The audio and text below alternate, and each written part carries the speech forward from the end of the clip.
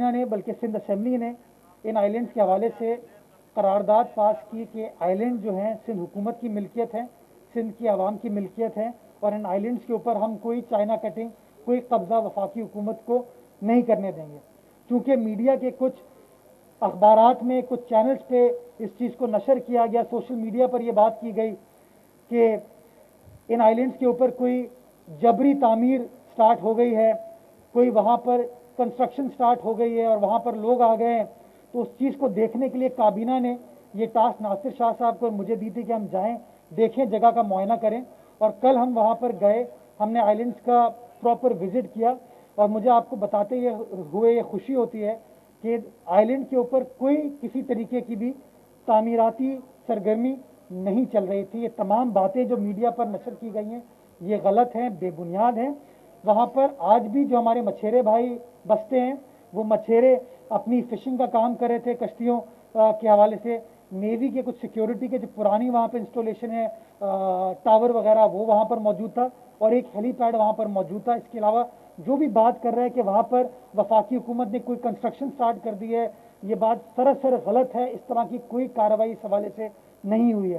دوسری چیز، ایک اور بات جو کی گئی تھی وہ مینگروو کی کٹنگ کے حوالے سے کی گئی تھی کہ وہاں پر مینگرووز کو کاٹا جا رہا ہے وفاقی حکومت سے۔ کل ہم نے جب اس بات کا معائنہ کیا، اور یہ ہم ان اناؤنس گئے تھے، وہاں پہ کسی کو بتا کر نہیں گئے تھے، وہاں پر کوئی درخت کو، مینگرووز کو کاٹنے کی کارروائی نہیں چل رہی تھی۔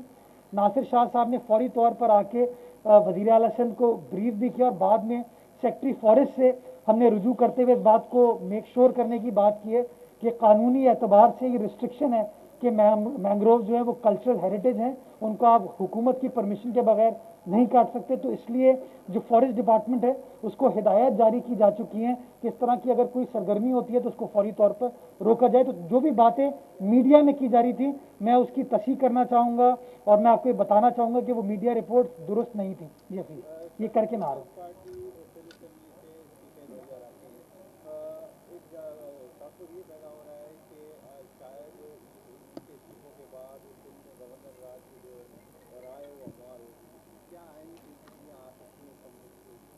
مطلب آپ امید کر رہے ہیں کہ گورنر صاحب کی لاٹری لگ جائے گی؟ وہ 2.5 سال سے کوشش کر رہے ہیں، ویٹ کریں، چھوڑیں، وہ ویٹ جاری رہے گا۔ ہم تو کہتے ہیں گورنر تب رہے گا، یا گورنر راج تب رہے گا جب یہ حکومت رہے گی۔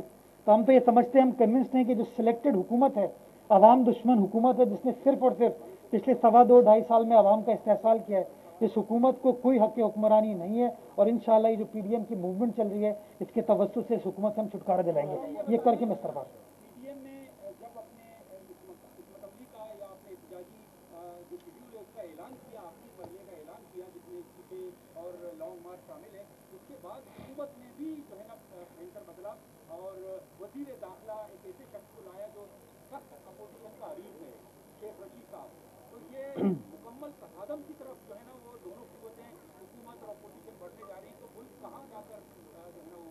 اس کا ایک ایسپیکٹ تو یہ، دوسرا ایسپیکٹ یہ کہ شاید شیخ رشید صاحب ریلوے چلا نہیں پا رہے تھے، اور آپ کو چیف جسٹس آف پاکستان کے ریمارکس پتہ ہونے چاہیے کہ کراچی سرکل ریلوے کے حوالے سے جو اقدامات ریلوے ڈپارٹمنٹ کو اٹھانے کی ضرورت تھی اس طرح کے اقدامات انہوں نے نہیں اٹھائے۔ تو کیا پتہ وزیر اعظم نے اپنے شیخ کو بچانے کے لیے یہ کارروائی کی ہو، دوسرے شیخ صاحب جن کو وہ تو انہوں نے دلوایا ہے وہ بھی ان کو بچانے کے لیے۔ تو میرے خیال میں اس کو اس زاویے سے نہیں دیکھنا چاہیے۔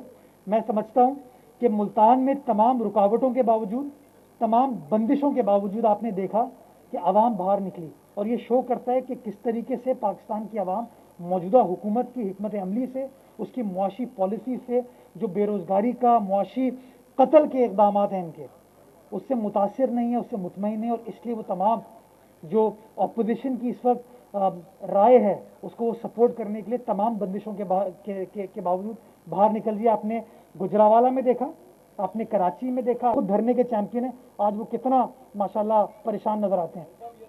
یہ کر کے میں صرف آ جاؤں آپ کے پاس۔ آپ لوگ یہ کام کر رہے ہیں اس کے نتیجے میں جیسا آپ نے شروع میں کہا کہ کچرا گندگی سب یہاں تھا، وہ سندھ حکومت صاف کر کے خوبصورت پارکوں میں بدل رہی ہے۔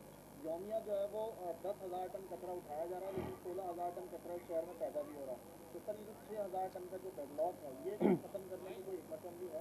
جی 14,000 یومیہ ٹن کچرا کراچی میں ہوتا ہے، اور تقریباً 10-10,500 ٹن اٹھایا جاتا ہے۔ اس میں ایشو یہ ہے کہ کراچی کے 2 اضلاع ہیں جہاں پر سالڈ ویسٹ کام نہیں کرتی, DMC سینٹرل ہے, DMC کورنگی ہے.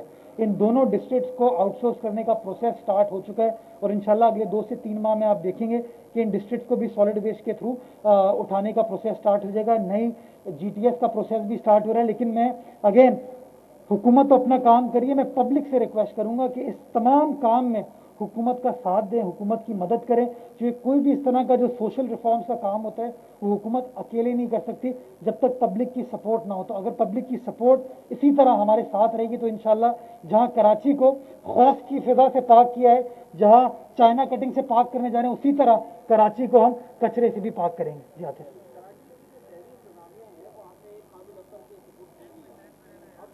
کون سی قابل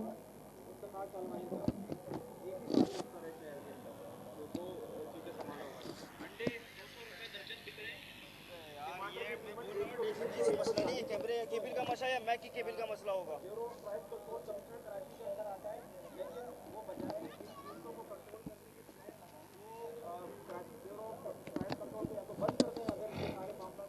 بھائی میں نے آپ کو کیا سمجھایا کہ DCC کا جاری کرتے ہیں کہ مرکزی چوراہوں پر جتنی عمارتیں ان میں رنگ و روغن کیا جائے, بالکونیوں میں پودے لگائے جائیں, وہ اس طرح کی کاسمیٹک کر رہے ہیں. لوگوں کے پاس کھانے کو نہیں ہے, وہ رنگ و روغن کہاں سے کرائیں گے؟ لوگوں کو کھانے کو نہیں ہے, اور اسی لیے آپ دیکھیں PDM کی جو کہ نعرے ہیں اس کو لبیک پاکستان کی عوام کہہ رہی ہے. میں آپ کی بات سے اتفاق کرتا ہوں کہ جو پرائس کنٹرول, پرائس فکسیشن اور اس کو انشور کرنا جو ہے وہ صوبائی حکومت کی ذمہ داری ہے. لیکن کوئی فیصلہ صوبائی حکومت آئسولیشن میں نہیں کر سکتی. اور میں بار بار آپ کو یہ سمجھا چکا ہوں کہ اگر آپ بجلی کو مہنگا کریں گے تو جو آخر میں صنعت سے پیداوار ہو رہی ہے وہ مہنگی ہوگی. اگر آپ پولٹری فیڈ کو مہنگا کریں گے تو مرغی بھی مہنگی ہوگی, اس کے بعد انڈے بھی مہنگے ہوں گے. اگر آپ فرٹیلائزر کو مہنگا کریں گے, گیس کو مہنگا کریں گے, مٹی کے تیل کو, ڈیزل کو مہنگا کریں گے تو پھر کیا ہوگا؟ پرابلم یہ ہے چونکہ بڑے لیول پر, میکرو لیول پہ جو اقدامات وفاقی حکومت اٹھا رہی ہے اس کا ڈائریکٹ خمیازہ صنعت کار بھی اٹھاتا ہے, آپ کا کاشتکار بھی اٹھاتا ہے, مزدور بھی اٹھاتا ہے اور عوام بھی اٹھاتی ہے. تو جب تک یہ نہیں ہو سکتا کہ وفاقی حکومت کراچی الیکٹرک کے نرخوں میں 2-2 روپے 2.5 روپے کا اضافہ کر دے اور پھر کمشنر کراچی کو آپ بولیں کہ جاؤ انڈے کی قیمتوں کو کم کراؤ, جاؤ آپ سبزی کی قیمتوں کو کم کراؤ, تو اس لیے ایک ہولسٹک اسٹریٹجی ہونے کی ضرورت ہے. جب تک یہ جو اسینشیل ریکوائرمنٹس ہیں, جو اسینشیل را مٹیریل ہے, اس کی قیمتوں میں کمی نہیں آئے گی, جو کہ وفاق کنٹرول کرتا ہے. بجلی کو, گیس کو, مٹی کی تیل کو, فرٹیلائزر کی قیمتوں کو ہم کنٹرول نہیں کرتے ہیں, وفاقی حکومت کنٹرول کرتی ہے. جب تک یہ چیزیں نہیں ہوں گی تب تک میں سمجھتا ہوں کوئی پروونشل گورنمنٹ بھی یہ کام نہیں کر پائے گی. آپ ہمیں دوش دینے چلے ہیں ہم تو PTI دشمن ہیں. پنجاب میں بوزدار صاحب تو PTI کے دوست ہیں, اسلام آباد میں تو خان صاحب خود ڈائریکٹلی انوالوڈ ہیں, تو وہاں قیمتیں کیوں کنٹرول نہیں ہو پاتی؟ اس کی وجہ یہ ہے کہ جو بیسک را مٹیریل ہے اس کی قیمتوں میں اتنا اضافہ کر دیا گیا ہے کہ جو اینڈ پروڈکٹ ہے وہ مہنگی آئے گی. اور اسی لیے PDM نے, پاکستان پیپلز پارٹی نے فیصلہ کیا ہے کہ جو عوام دشمن پالیسیز ہیں PTI حکومت کی, ان کو ریجیکٹ کرنے کا وقت آ گیا, اور اسی لیے ہم اپنی عوامی رابطہ مہم لے کر چل رہے ہیں.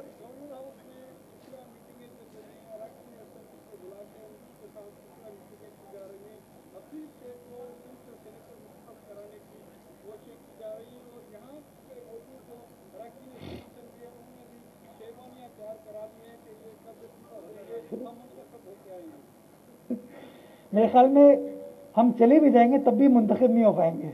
یہ سلیکٹڈ تھے, سلیکٹڈ ہیں اور سلیکٹڈ ہی رہیں گے. لیکن آپ نے بڑی اہم طرف اشارہ کیا, گورنر ہاؤس سیاسی ہاؤس نہیں ہے. گورنر ہاؤس میں سیاسی سرگرمیاں نہیں ہو سکتی. گورنر ہاؤس کے اندر پولیٹیکل معاملات زیر غور نہیں آ سکتے. اور آپ کا سوال گورنر صاحب کے خلاف چارج شیٹ ہے کہ گورنر صاحب کیسے گورنر ہاؤس کو سیاسی مقاصد کے لیے استعمال کر سکتے ہیں, کیسے PTI گورنر ہاؤس کو سیاسی مقاصد کے لیے استعمال کر سکتی ہے. یہ جس جگہ ہم کھڑے ہیں نا, یہ جگہ نے ایک بار نہیں 2 بار صدر مملکت کو منتخب کیا ہے. عارف الوی صاحب اس علاقے سے الیکٹ ہوئے تھے, خرم شیر زمان دوسری بار اس حلقے سے الیکٹ ہوئے ہیں. لیکن یہاں پر حلقے میں کام کرتے ہیں نجمی عالم نظر آ رہا ہے آپ کو, پیپلز پارٹی نظر آ رہی ہے. تو یہ لوگ جو ہے نا کچھ نہیں کرتے, باتیں کرتے ہیں اور ان کا کوئی اور کام نہیں ہے. اب یہ گورنر ہاؤس کو, جو کہ میں سمجھتا ہوں ایک بہت ہی آئینی اعتبار سے اہم رسپیکٹڈ ادارہ ہے, اس کو پولیٹیکل معاملات کے لیے استعمال کر رہے ہیں. میں سمجھتا ہوں آئین پاکستان اس بات کی اجازت نہیں دیتا. गवर्नर साहब को इन चीज़ों से गुरेज करना चाहिए, इन चीज़ों से इज्तनाब करना चाहिए।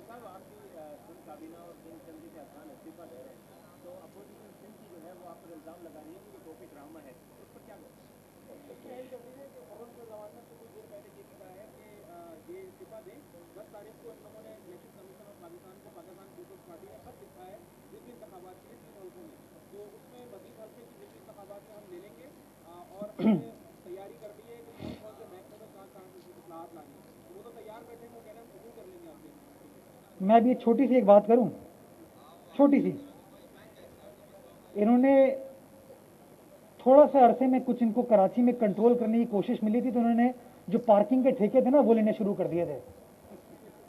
और मेरा मुंह ना खुलवाए किसने दिलवाए क्या दिया वो भी मैं बताऊंगा कभी इनको। तो आपने बड़ी अहम बात की कि ये वो डिपार्टमेंट पे नजर लगा के बैठे हैं कि किस तरीके से उन डिपार्टमेंट में इस्लाहात नहीं करेंगे, उन डिपार्टमेंट पर मुसल्लत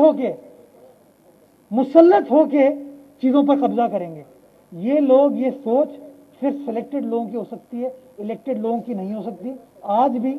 आज भी मिनिस्ट्री ऑफ वाटर कराची से मुंतखब फैसल वाडा के पास है। क्या कराची को उसके हिस्से का पानी वापडा से मिल रहा है? नहीं। 265 MJD की दरखास्त सिंध हुकूमत की आज भी वफाकी हुकूमत में पेंडिंग है। अली जैदी साहब कराची से मुंतखब हुए, इसी शहर में पले बढ़े हैं, अपने आप को इस शहर का बेटा कहते हैं। माजी में ये KPT और पोर्ट कासिम जो इनके अंडर मातहत काम कर रहा है, इस KPT ने, पोर्ट कासिम ने कराची की डेवलपमेंट में काम किया था। यहीं से थोड़ा आप आगे जाएंगे आपको अंडरपास बनता हुआ नजर आएगा, आगे आपको राउंड अबाउट बनता हुआ नजर आएगा। किसने किया था? KPT ने किया था। माजी में यही KPT कराची के लिए काम करा था।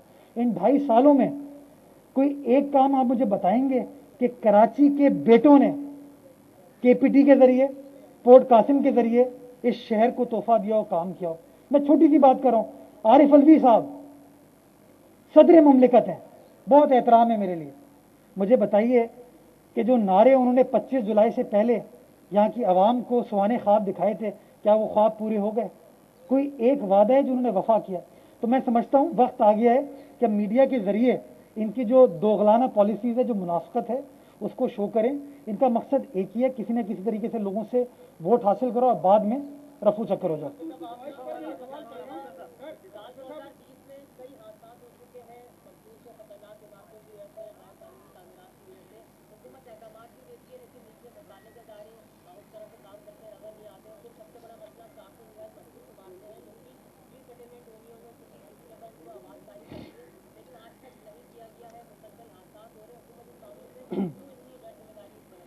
मुझे बताइए, मैं किसी शख्स को उसके घर से निकाल के मुतबादिल जगह कैसे शिफ्ट करूंगा अगर अदालत ने मुझे ज़मीन अलॉट करने से रोका हुआ है? आपको पता है सिंध वो वाहिद हुकूमत है जिसको ज़मीन अलॉट करने का इख्तियार नहीं है, क्योंकि अदालत ने हमको रोक दिया। तो ये जो बार बार आप तनकीद करते हैं बजा है, लेकिन हमारी प्रॉब्लम ये है कि अगर ये मखदूश इमारत में 100 लोग बसते हैं तो मैं इनको फुटपाथ पे तो नहीं एडजस्ट करूंगा ना, मैं किसी ना किसी जगह इनको रिहेबिलिटेट करूंगा। और जब मैं रिहेबिलिटेट करने जाता हूँ तो मुझे ज़मीन की ज़रूरत है, ज़मीन की ज़रूरत है। अब आप मुझे बताइए कि जब ज़मीन को मुझे देने का इख्तियार नहीं होगा, उसमें कैविएट्स लगा दिए जाएंगे फॉर वट एवर रीज़न। आज 10 साल हो गए, मेरे ख्याल में 9 साल हो गए कि वो रिस्ट्रिक्शन लगी हुई है। तो ये दिक्कत तो आएगी, ये प्रॉब्लम तो आएगी। तो इस मामले को स्ट्रीमलाइन करने के लिए मैं समझता हूँ एक बार फिर तमाम इदारों को बैठकर मिलकर काम करने की ज़रूरत है, ताकि ये जो बेसिक इशूज़ हैं आवाम के, इनको रिजॉल्व करने के लिए हम सब अपना किरदार अदा कर सकें। लास्ट क्वेश्चन है।